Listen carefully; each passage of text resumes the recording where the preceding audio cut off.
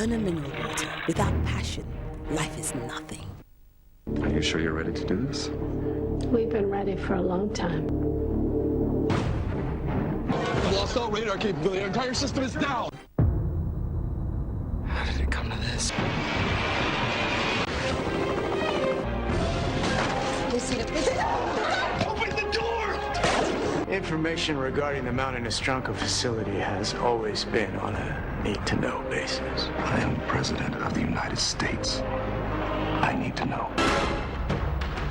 The Event, showing every Tuesday, 6 p.m. on TV3.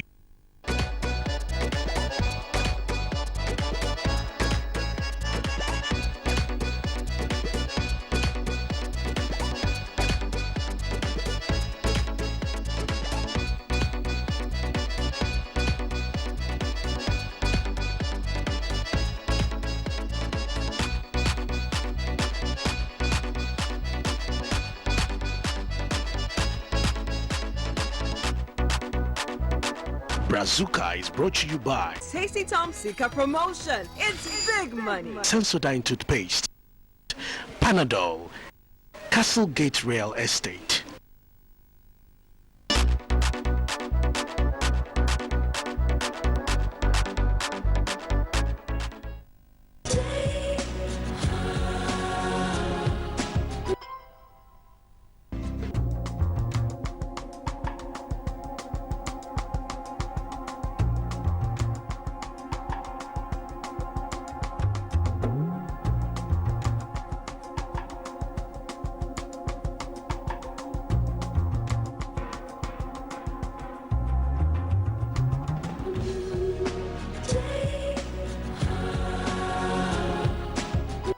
Lifestyle segment is brought to you by Lipton Yellow Label Tea, your #1 tea brand in the world.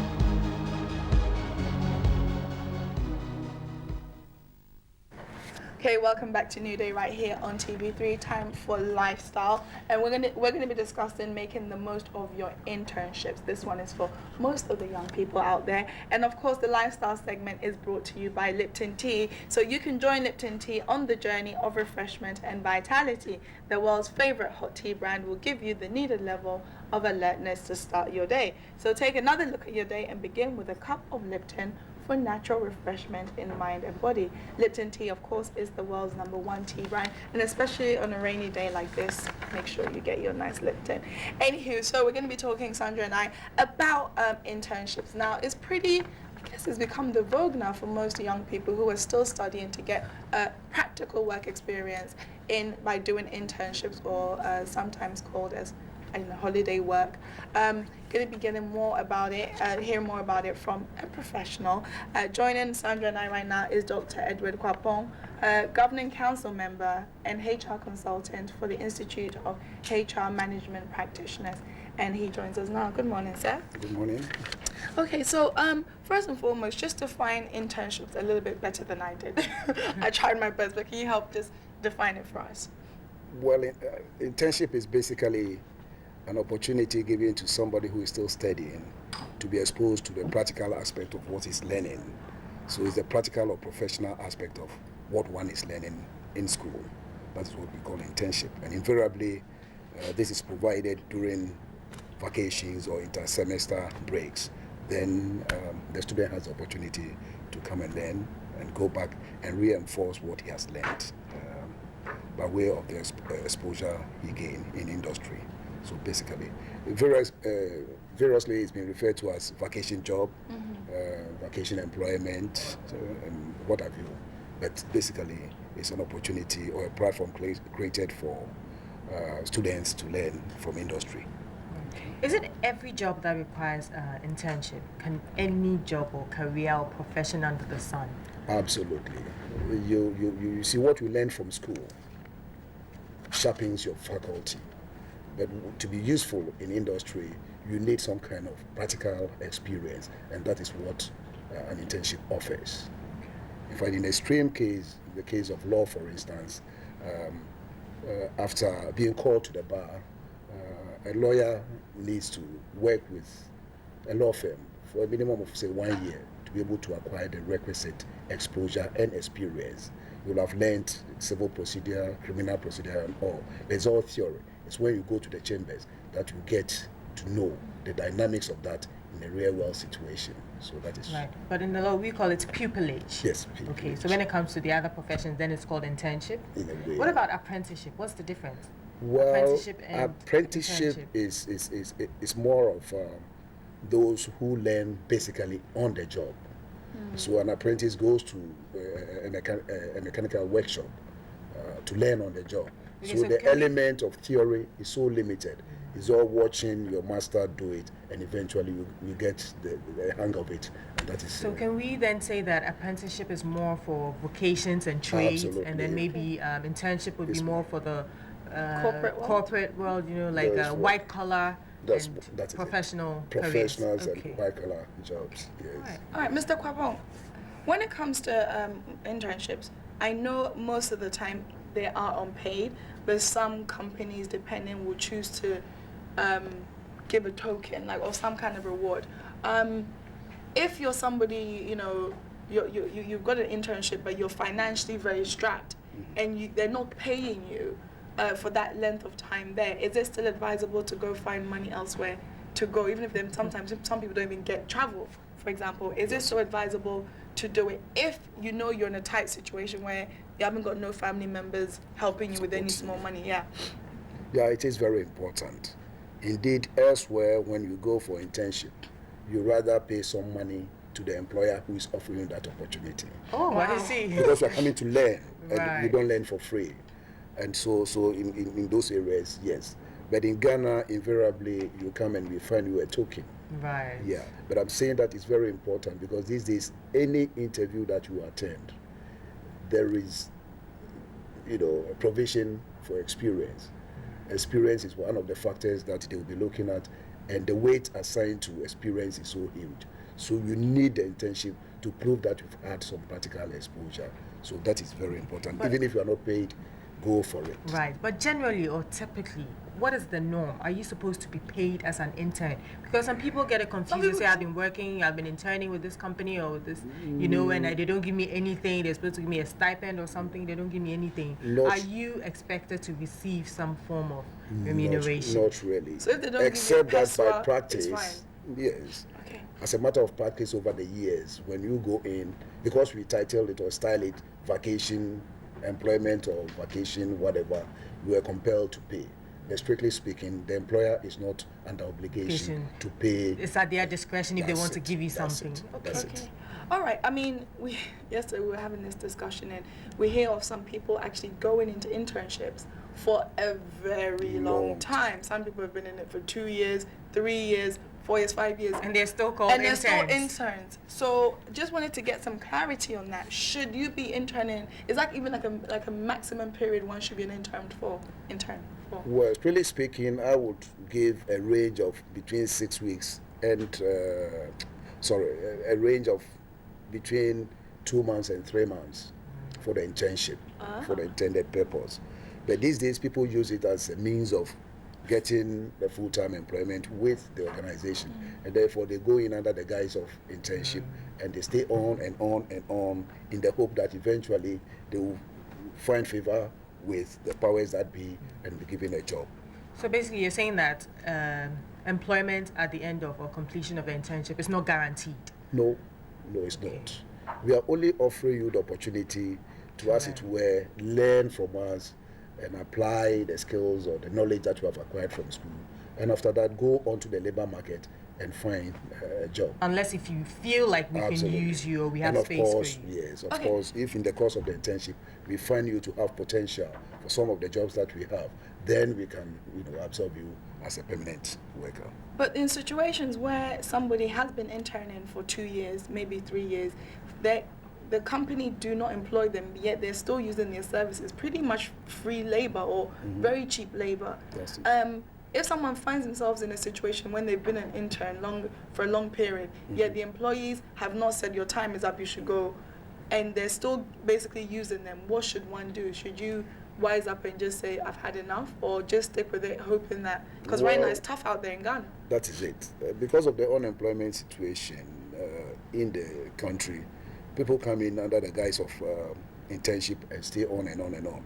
But if it's a well-structured internship, then the university or the educational institution should define a time frame for you to come and have the internship, do a report at the end of the internship, and go back to school. So normally, years back, you'd do the internship when you were in the penultimate grade or year. That is when we were doing 3 years for a first degree. And at the end of the second year, we went out there for internship, and then we came back. And I think we were required to write a report. The employer will also write a report, and that will be factored into your final grading.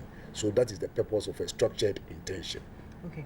Slaj, you mentioned about being in the second year of your education. At what point or what level of your education should you engage in an internship? Can senior high school students go on internship, university students, postgraduates? Yeah. At what point or who?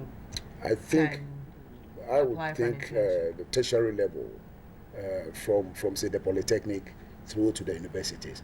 Then you've selected a chosen field, and therefore you should be given that practical exposure to as it were, find a relationship between the theory and practice. Because at that point you have an idea where you're going or what you want to do, the you field. You have defined a career path, and so you want to pursue that career path. But at the secondary school level, it's a bit too early, and you spread yourself thin across a number of disciplines, and therefore it's very difficult for you to then zero in on a particular area for internship. Okay, all right, so we're going to be opening the phone lines on this particular topic this morning.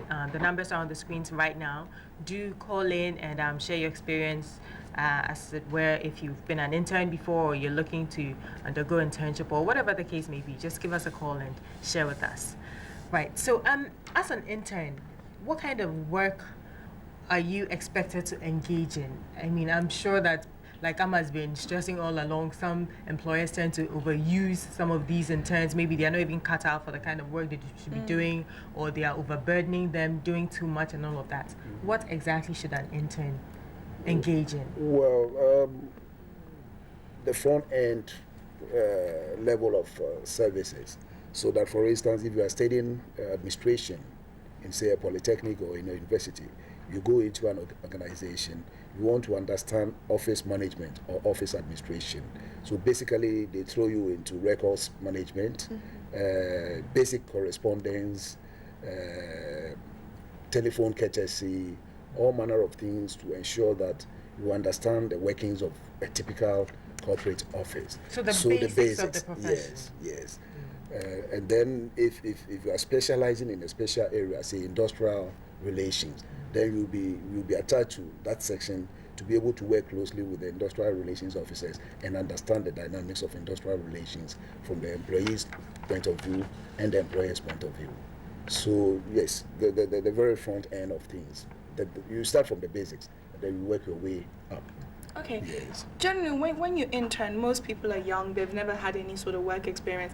But in situations when maybe that young person finds themselves in an organization where there's some form of, I guess, unfairness, whether you have maybe a boss who is making maybe things like sexual advances, what sort of rights do they have? Because you're not an employee full time. And, so what should one do? Should they go and report? I don't know, because I know people do get into situations like that. Because you're not a full is there employer. a contract for interns? Do you No. We don't really sign a contract with the intern. Invariably, we assign you to an officer, and then we draw up a program for the internship for the period that you're going to stay with us. And as a matter of orientation, we expose you to the do's and don'ts of the game. So we give you our code of ethics, we give you our conditions of service, we expose you to this so you understand what the limits are, so you don't break bounds unnecessarily. And if somebody is making passes at you, because we've read the conditions of service or the code of ethics, you can then steps to take. Yes. But I'm wondering how many companies all adhere strictly to what you're saying, because I'm sure there's a lot of companies out there who don't. I mean, I'm sure there must be abuses in there somehow, because you're young, you're not a full employee, and you're anxious to get a job, and so you are ready to do anything and everything for the sake of securing a job. Yeah, I understand that, but I'm saying that in a very serious organization, before you are accepted as an intern, you will have received a letter from the organization. It will be structured. Yes, and then we draw up a program for you. So week after week, you know what you are doing. Somebody is monitoring and then evaluating. So that at the end of the day, that person will write a report, and you will also write a report. The two reports will be married, and then a consolidated report will be sent to your institution. Okay. But people go at times without any letter from the institute. They just go to a company. So you have to follow due process. That's right. So you need to follow due process. Otherwise, I believe we do have our first caller on the line. Good morning, Victor, calling all the way from Ho. Good morning. Good morning. How are you? I'm very. How are you too? Okay, please go ahead. I just want to congratulate everybody sitting there for your concern during our internship. I am a computer science student, and when we go to the field, it's really very tough. And at times you go there, they will be tossing you, come this week, come next week, because there are a lot of people who want to do the internship. And I want to plead, if it will be best, the education sector should strategize for the universities and the polytechnics that, okay, these universities, we will finish this time, this long vac, these people should come to this company. Another long vac, these people should come to this company. So that it will not be like we, the students, we are handicapped. Right now, I'm supposed to do an internship. I sent letters to about 6 places, but they've not yet called me. And pressure is on us that we should go and do internship. And if you don't do it, you will not graduate. So I just want to plead with you and the team to strategize it for us. I will be very glad. And they should look at our daily expenses too, because when I did it in Central Region last year, and traveling from Accra to Central Region, always the money issues. At the end of the internship, they should give us something good, something little, not good, something little, so that we can be able to subsidize our expenses. I'm very grateful. Okay, thank you very much this morning, Victor. He's okay, made so a good point. yeah, I think basically what he's saying is that it should be well structured, and also maybe some token or stipends paid out to them to kind of, I'm saying that 90% of the time, yes, organizations will provide something, a token towards their subsistence. So we do that. Except that these days that we have dwindling budgets. The first area that we go to cut is staff costs.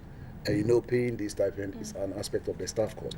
So we are careful. It's a balancing act, and we do our best to accommodate them and to give them something small. But they shouldn't expect so much. Again, we want to say that they are all chasing after the big companies. Exactly. But there are private companies out there that can provide the same internship, and yet they do not want to go there. Everybody wants to go to, say, VRA, the big ones. The big ones. And so then they think the opportunities don't exist. But you go to some private companies, they have more time for you, they pay more attention to you, and you benefit better from the internship. Okay, we'll go to the phone lines now. And we have Emmanuel from Kumasi on the line. Good morning, Emmanuel. We lost him. Okay, we just lost the line, so do try and call us back. So yeah, you mentioned the fact of the smaller companies. Also, the guy also mentioned the fact that he has to go around searching. But then you mentioned the fact that sometimes it's the institutions that should do it. So where does it lie? Is it on me as the person to go and search where I want to do an internship, or the institution, so that it's structured better, as we're talking about the structure? That's right. Fundamentally, it is the institution the university or polytechnic that should arrange this for you.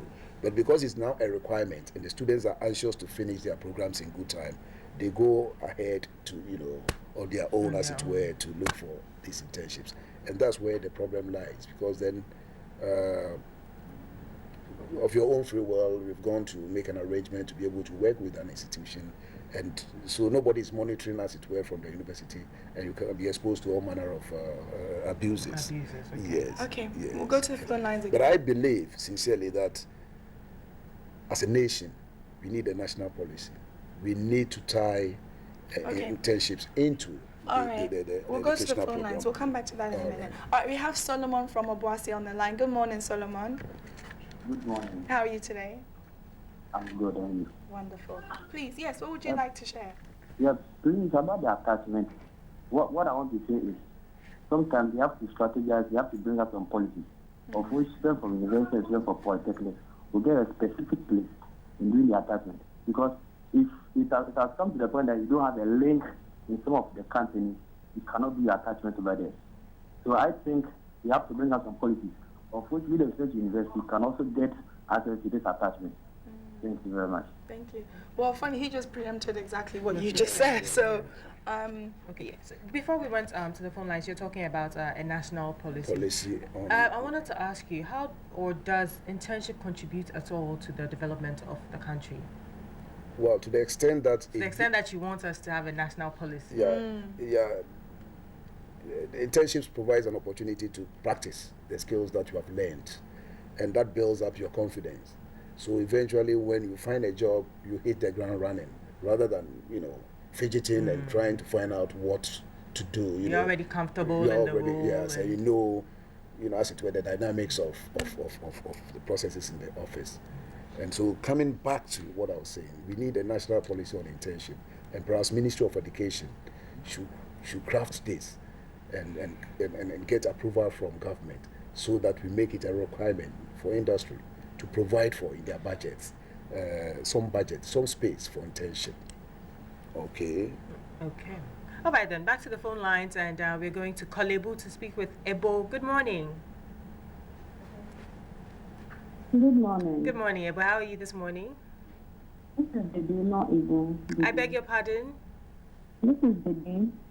Okay. I beg your pardon. Please go ahead. Okay.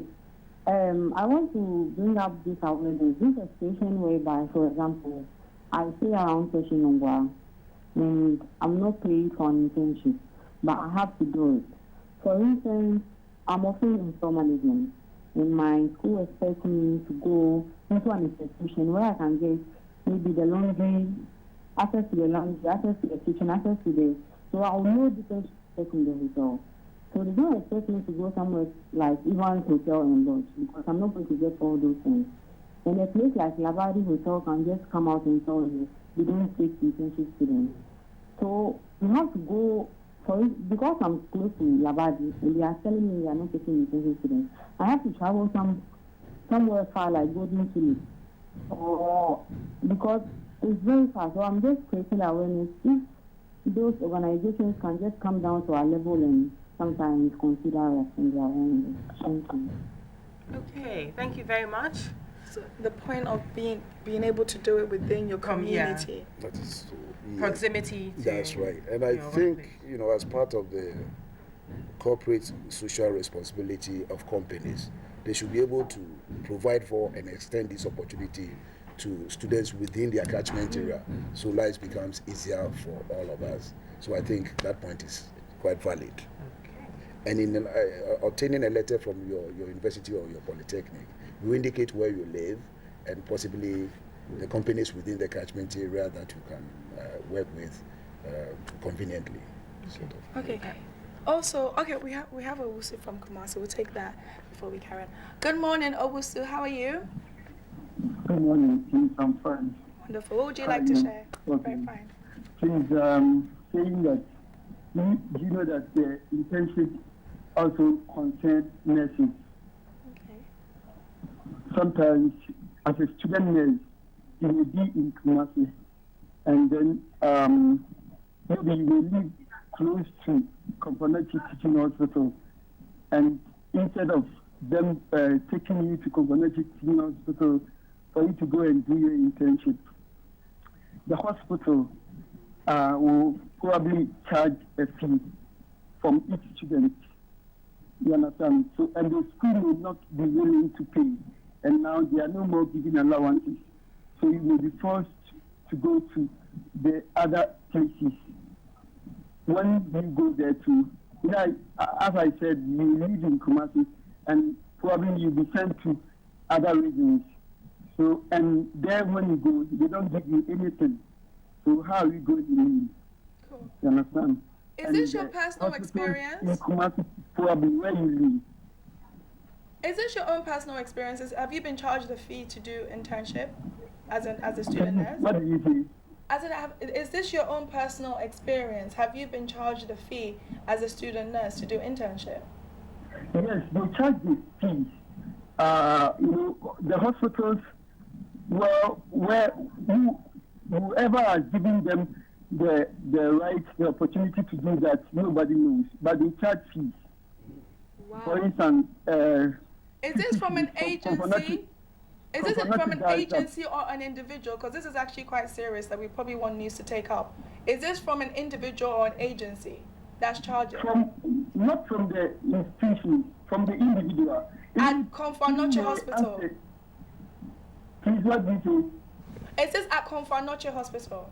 Not only Kwapong Teaching Hospital, Kwapong does that. Okay. Kwapong does that. And other regional hospitals. Okay. That's what they do. Please don't hang up. Allowances. All right, please don't hang up. We'll have somebody talk to you to get more information, but we want to find out what it is when it comes to like the medical field, because we don't know. Is the medical field, are they supposed to be charged? Because I remember earlier on you said something about I'm not people aware. should actually even pay because they're getting. I'm not aware of any institution charging the student for internship. Medicine. In medicine, I'm not aware, and it's an area that we may have to explore or research. But are you supposed to charge at all for internship across the field? No.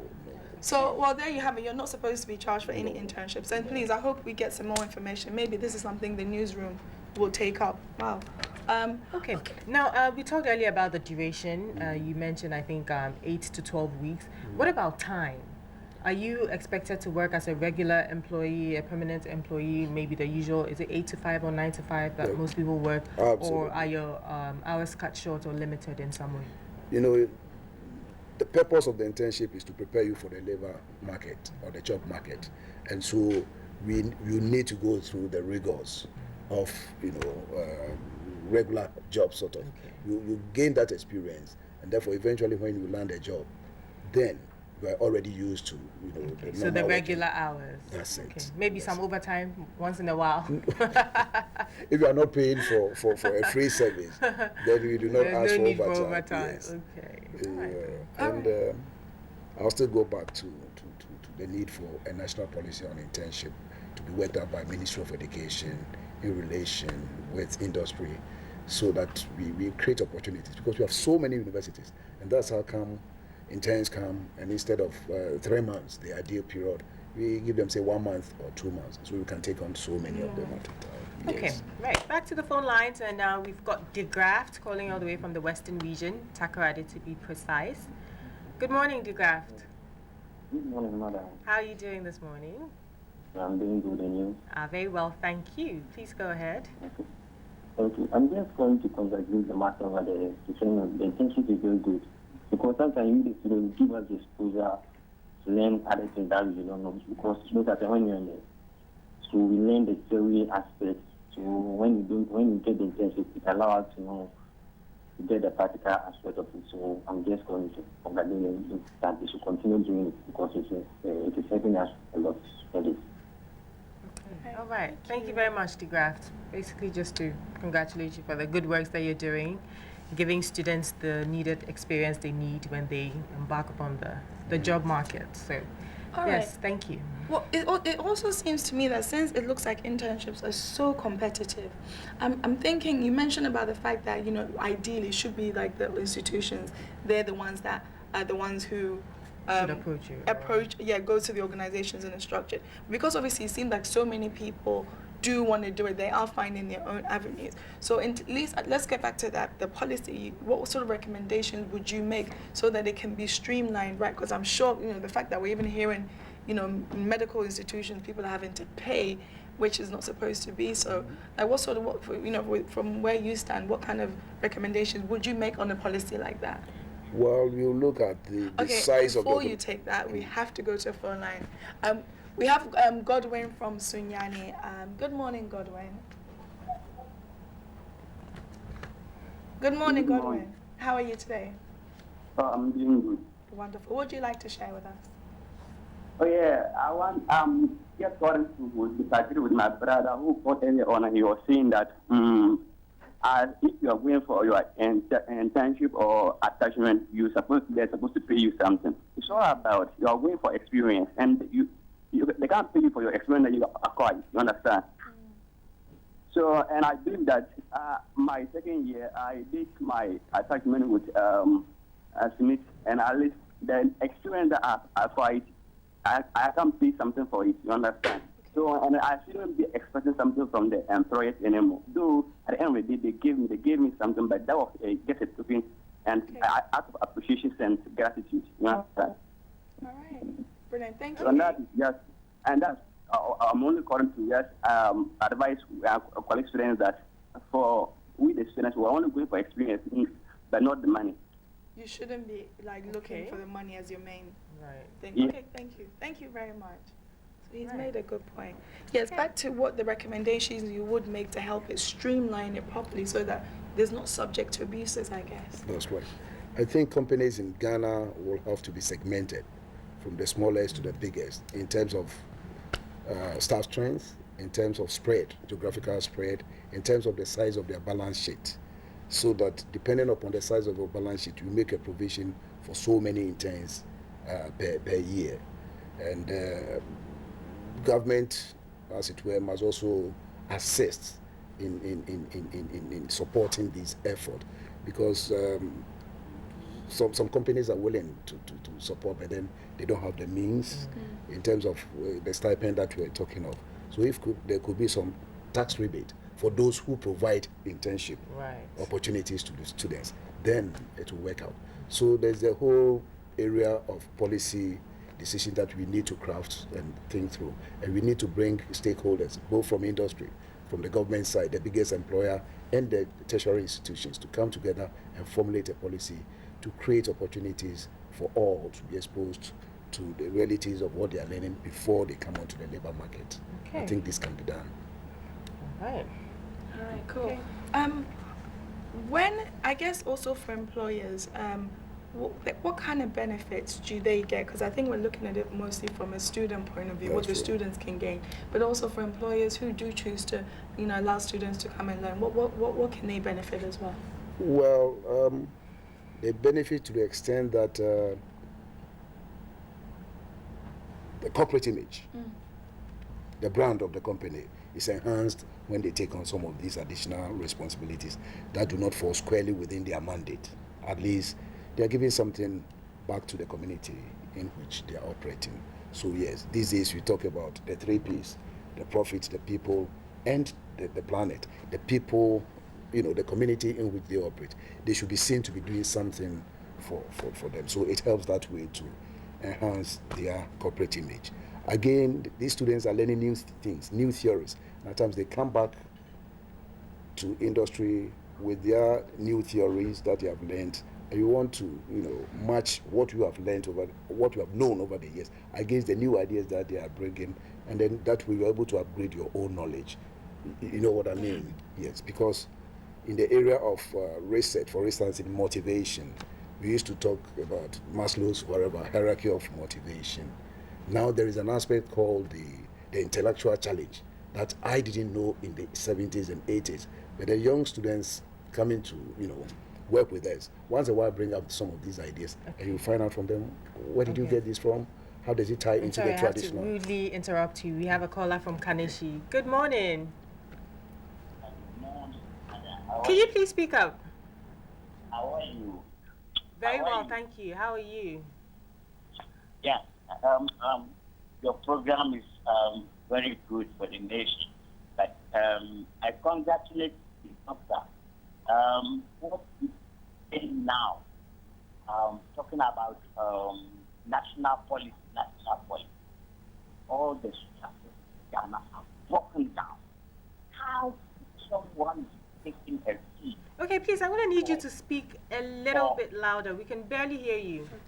How could somebody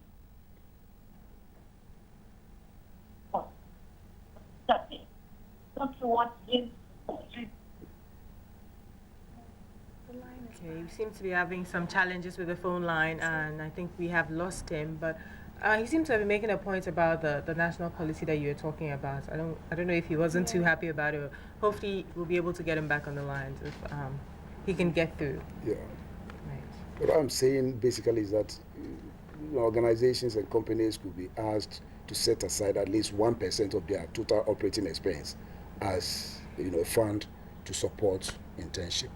Because in the long run, industry benefits from this labor that the universities are churning out.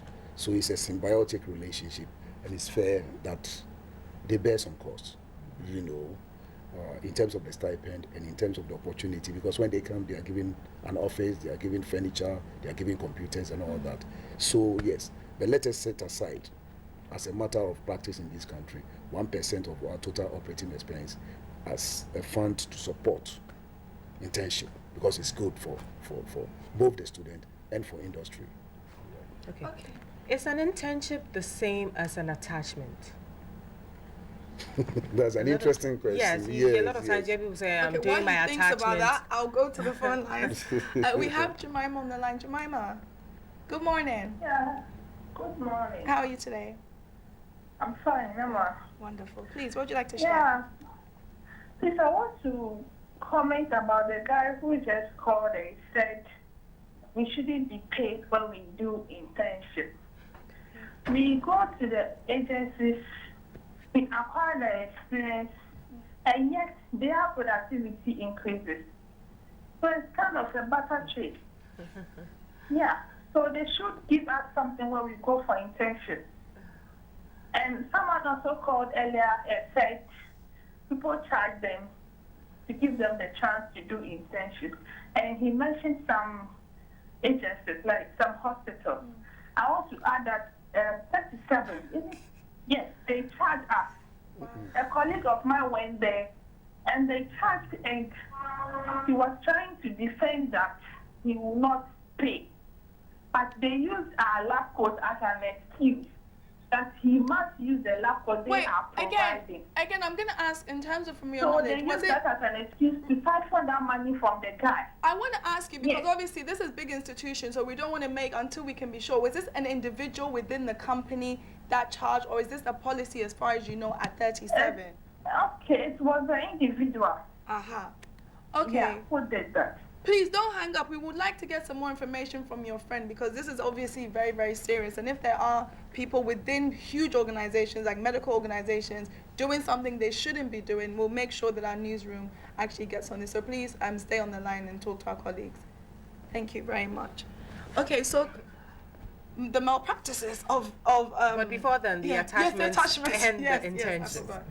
Basically, the end result is the same. When you are attached to a company, you learn from that company, and it prepares you better for the labor market. Internship, the same. Internship, because the initiative is coming from the university, it's a lot more structured, and they expect that a report will be submitted at the end of it. But attachment, it could be, anybody. On individual basis, you just walk in. That's right. And that's where the danger lies, because then you go in and they are sending you to go and buy Okoen and Cartier. The ladies there will send you to go and do shopping for them, because there's no structure. There is no real demand on them to render account of what you came there to do. You have applied to come do an attachment.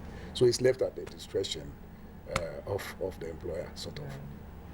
All right, just to kind of get a bit more information on the question I asked about when you are doing an internship within an organization, because you don't have full rights as an employee, does your safety, who's in charge of your safety? Because, we hear of situations where maybe somebody's within the when they're working within an internship, can have an accident, even in a company car, and the company will just not care because really, you're not an employee. So, can we just You get a get bit more the full clarity? Yeah, essentially, when you join an organization for internship, you are assigned to HR. So HR department, the human resource department, will have responsibility for you and for your welfare.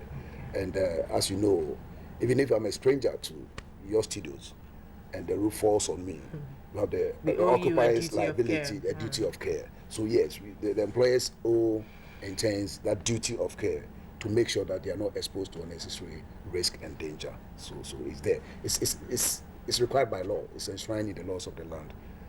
I just wonder how many, especially young people, are aware of their rights they have, because a lot of times, not every organization is going to be as professional or as streamlined or as organized. So just, most so that people can be a bit more aware of where their rights lie within the period of time that they're there. There is invariably an orientation program, perhaps a one-day orientation for the intern, just like any new entrant into the organization. So they show you the basics, so you get to know what everything will be spelled out. That's right. For you. That's right. Okay. And then if there is a canteen facility, for instance, they will tell you what rights you have, whether you are to pay for the food or whether it's for free or whether it's subsidized or whatever. So HR will, once they take you on, they will expose you to all the do's and don'ts of the game, I believe. Right. Okay.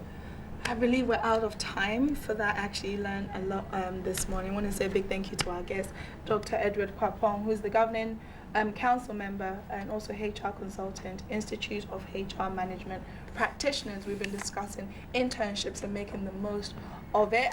Of course, this segment is brought to you by Lipton Tea, the world's #1 tea brand. We've got more coming up. DJ Mensa, the untouchable, is in the studio. We're going to be doing a lot of jazzing in the studio, right? Very, very soon. So make sure you don't go anywhere. Thank you.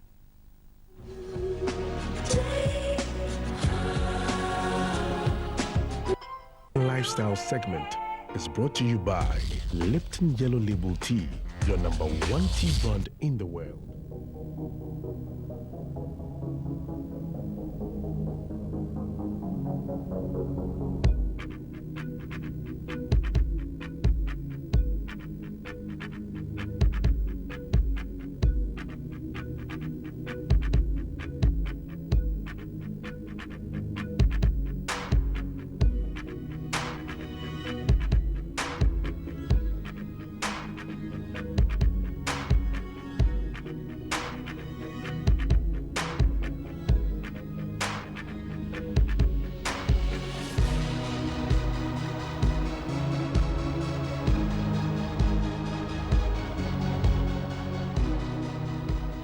Lifestyle segment is brought to you by Lipton Yellow Label Tea, your #1 tea brand in the world.